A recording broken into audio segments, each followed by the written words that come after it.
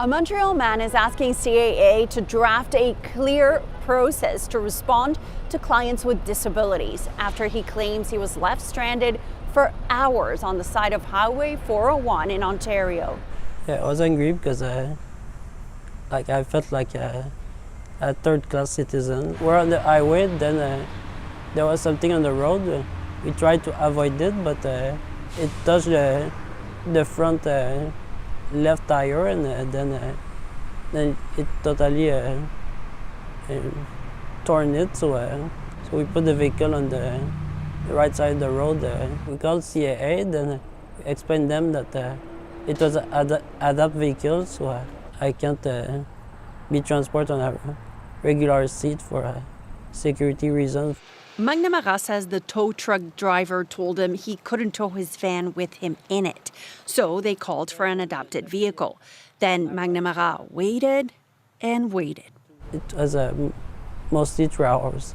Like we weren't important for them, and problem can happen, but if it could be minimized, it would be a lot easier.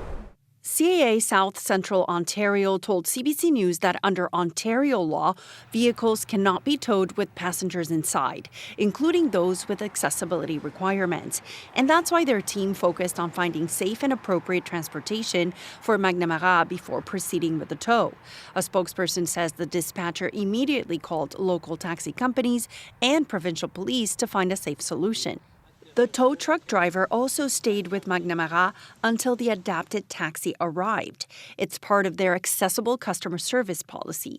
But McNamara says it shouldn't have taken so long, and he didn't feel safe stopped in his vehicle on the side of the highway.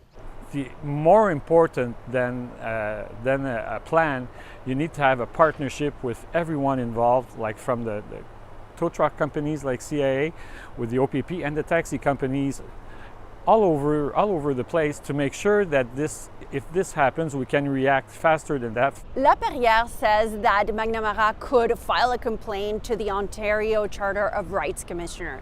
He could also draft a letter to CAA complaining about their accessibility protocol.